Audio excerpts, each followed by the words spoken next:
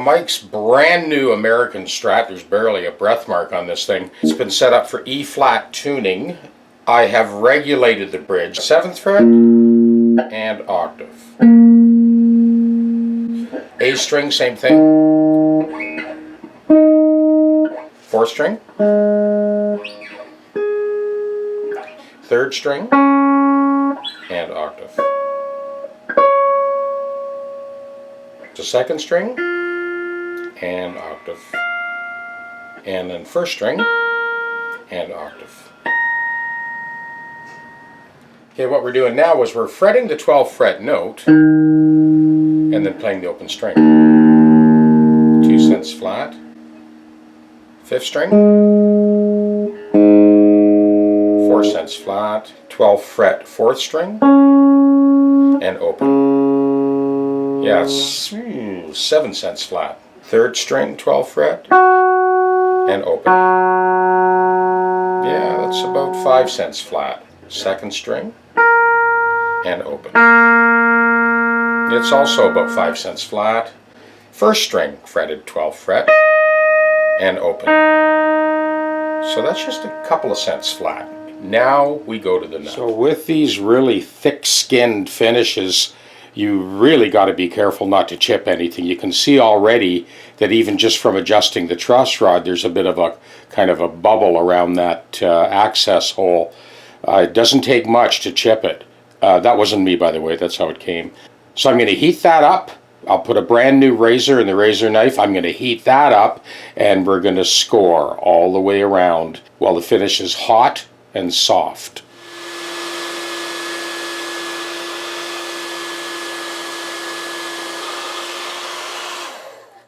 That's our 4 minutes on high. I've got a brand new blade in that knife. I'm just about to heat it up in the buffer.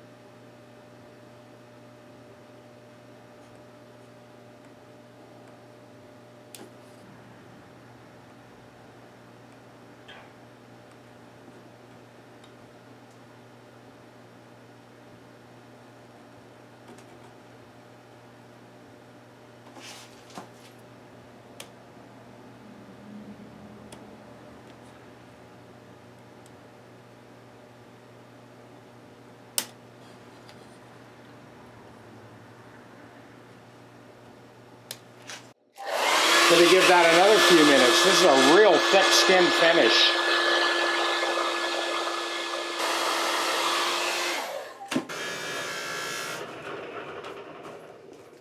It's a particularly thick-skinned finish on this one. I'm scoring this the 2nd time around now. I just buffed that knife out again. So that little black mark you see is compound. Get across this leading edge.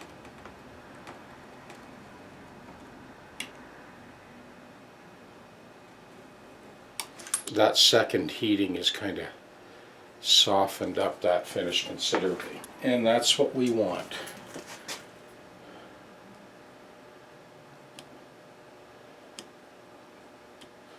This is actually hot to the touch. Let's see how we make out with this. See the little bead of finish there? That's from this edge. That's what we want to see. Because that lacquer just floods right up against the intersection of the nut and the maple. Nice and easy. Easy does it.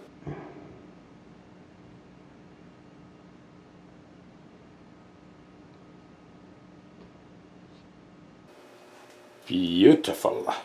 Okay, let's come in for a closer look. Managed to get that out ultra clean. And I can actually feel a ridge on both sides of that slot. But we're going to let that finish cool down before We work that down very gently. We'll work it down flush with some emery cloth before we put that compensated nut in. This is one of the 4 strips that you get in your compensated nut packages. So this is step 1.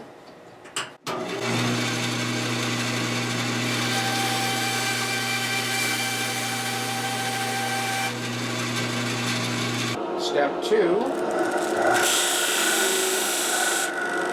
So step 3, I've cut that radius, taking it off the underside of the original nut. So this multi-purpose sander is accepted into the chuck of any drill press 10 inches or larger. Now what I mean by that is the distance from the column to the center of the chuck needs to be 5 inches or more. So a 10 inch, 12 inch, 15 inch drill press, they'll all work.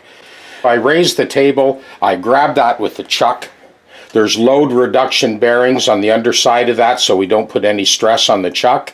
And it's operated by a foot switch. In preparation for the sander, I have my convex radius gauge, which gives me the radius of the leg that goes into that slot. This is our next step.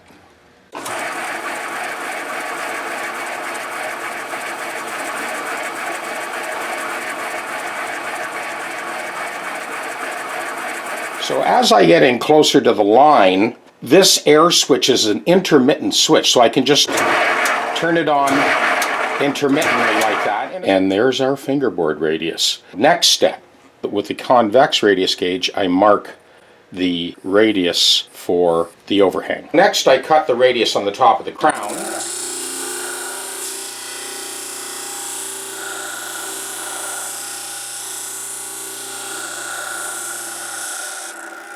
And now I want to cut that radius on the underside of that overhang.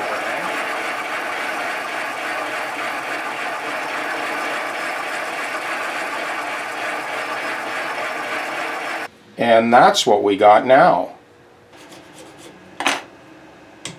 Good, looking good. Now we're ready to cut that leg on the compensated nut so that it fits into the slot. It's essentially 1/8 of an inch, 0.125. You can see we've got to take quite a bit off here. So I can take this off in a hurry with that new disc sander. Check this out.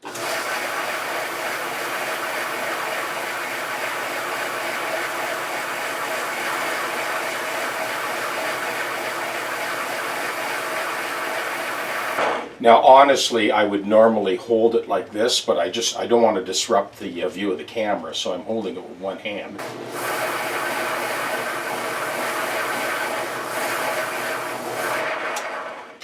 So when I get to this point, I go back to the stationary disc sander with the air switch, and we'll get out the verniers and check it as we go. So what we've got right now is 0.149, 0.155. With that air switch, it allows me to just intermittently take it down nice and easy.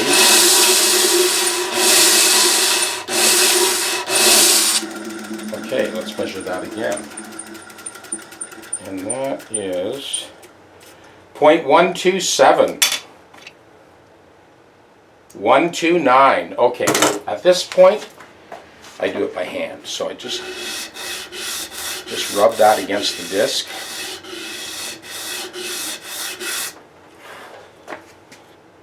.125. Bingo. So I'm using that convex radius gauge again to trace the foot of the nut that goes into the slot. We're ready to sand again.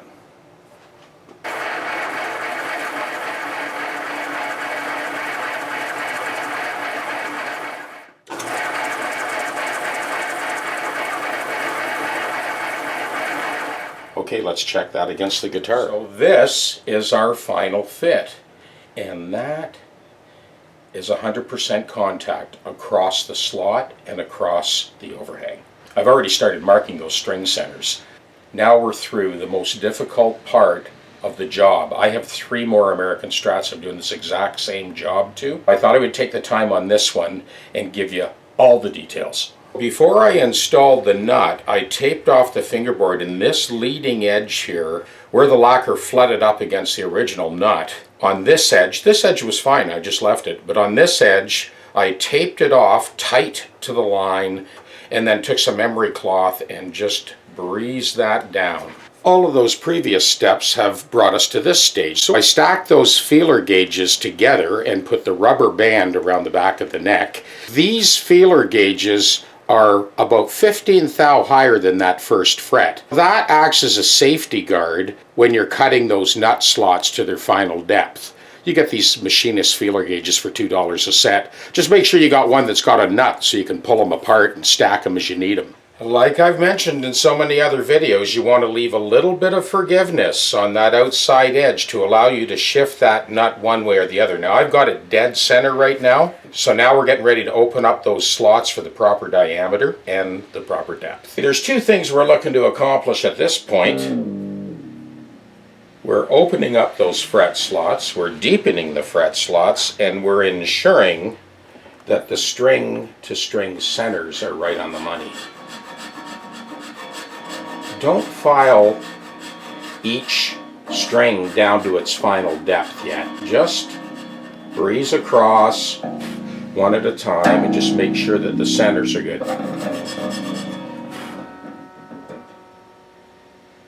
Now that's looking good.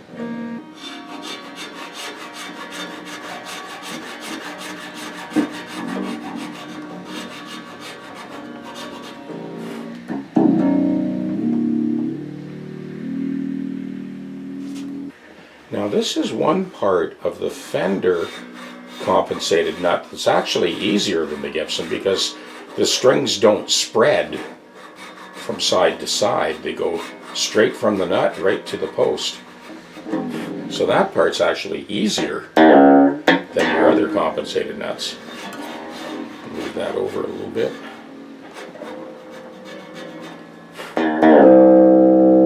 Yep, liking that.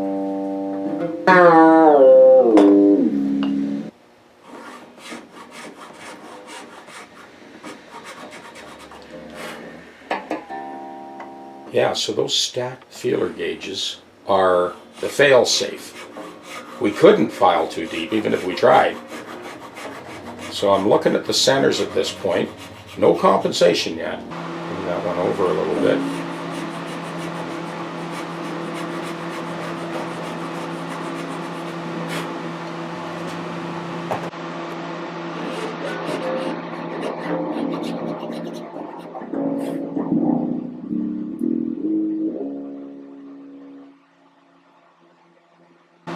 Looks like the B and the high E could come over a little bit.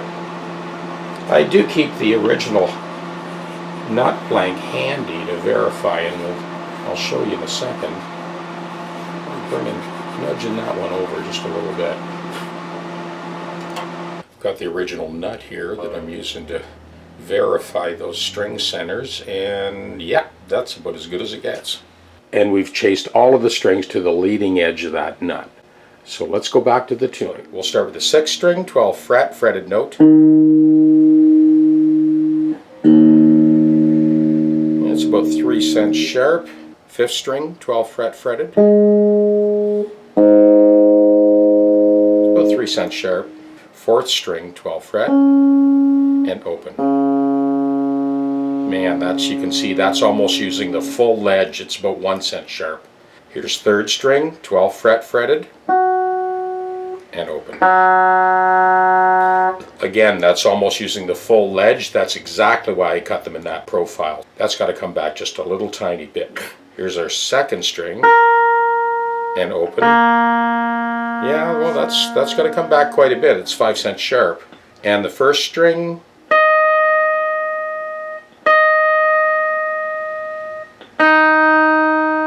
yeah, it's about 4 cents sharp. So in the final analysis, this is what we've got all the way across, and that tells us how much we need to take off the ledge for each string. Well, we'll start with the low E. It's got to come back 4 cents.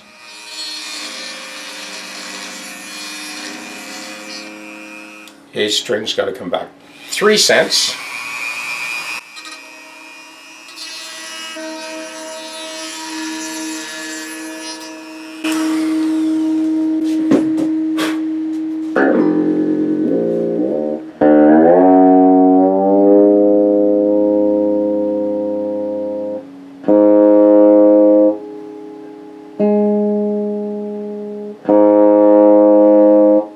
string has to come back, 1 cent. So we just gotta kiss that one.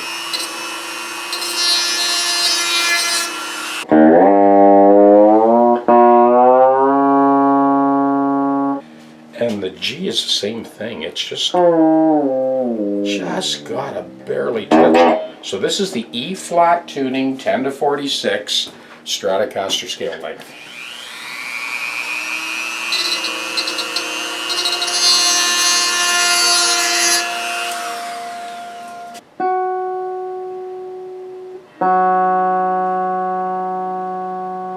And the B, that's got to come back 4 cents. It's actually B flat. I'm going to chase that right to the edge because I think it's hung up a little bit.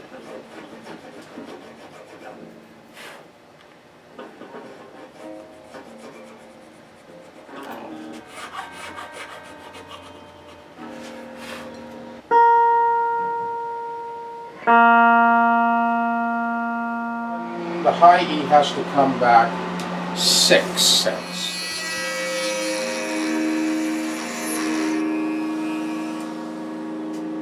Still sharp.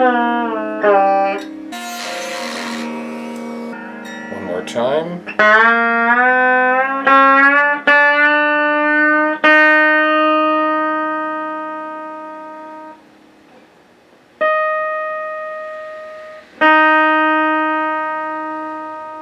2 cents.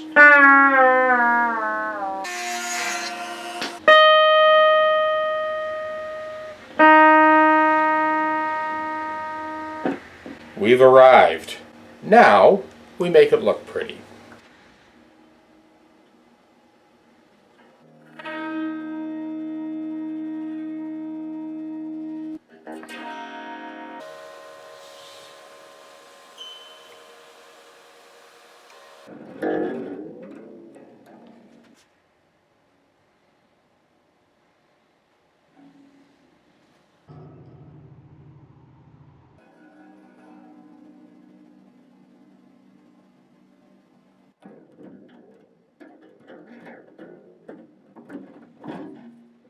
All the values have been cut. The open string and first fret notes are all in tune. Bridge has been radiused and intonated. And this is the final product. So all of the edges have been kind of softened and I've done all this cosmetic stuff. This is the completed job. On Mike Strat 10 to 46 strings, E flat tuning. Let's go have a listen. Before I start doing single line stuff and flicking pickups around, I just play some chords.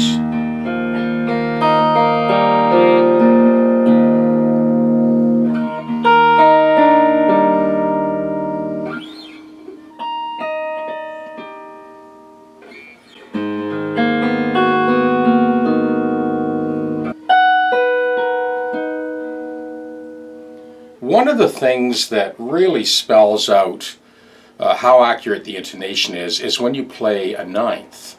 So I've got a ninth on top, these two notes. So the first harmonic layer is this. I've got a tenth on the bottom, or an octave third, and then the ninth on top.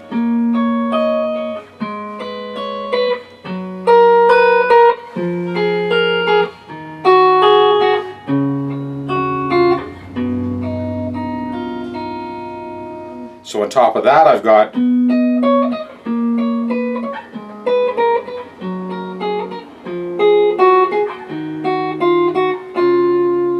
something to that effect.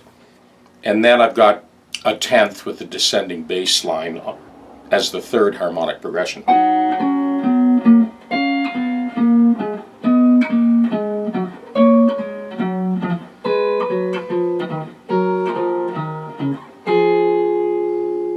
Here's what they all sound like together.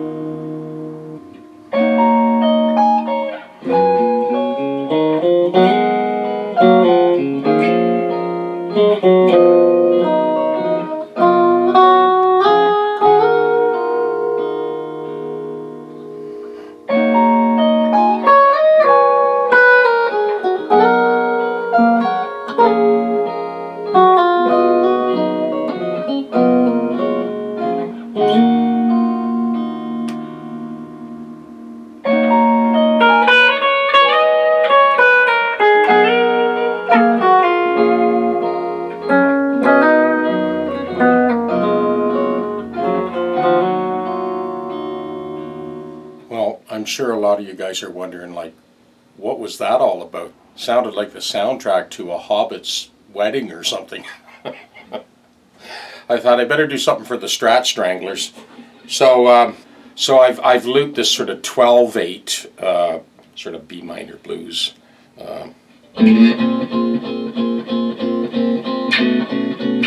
So I'll let that play and flick these pickups around to let you really hear this guitar. So I'm just going to kind of make my way across. I'll start with the first position and kind of work through all 5.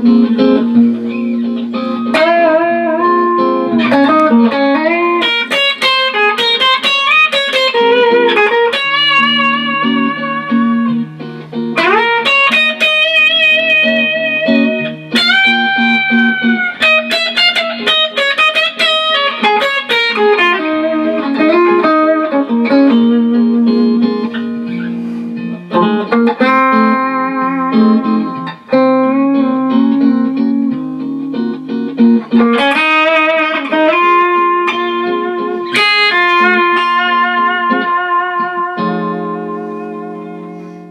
so this is the wrap up on this one.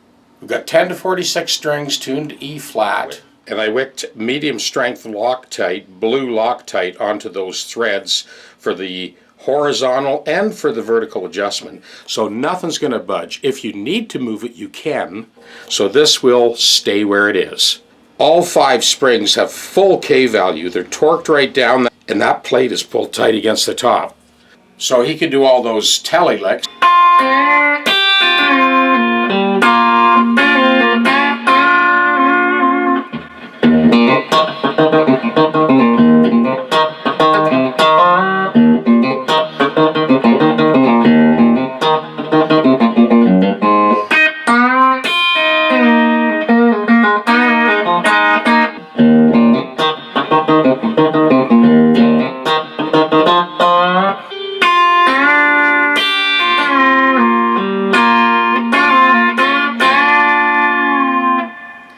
And nothing's going to budge. Now the next 3 Strats that are coming up, they're all different. They'll all be a different setup, and all of those compensated nuts will be slightly different than this. Different string gauge, different tuning. The one Strat coming up is set up for dive only. The other one is going to float, and one of them I think is 11 to 49 string. So stay tuned. Lots more to come.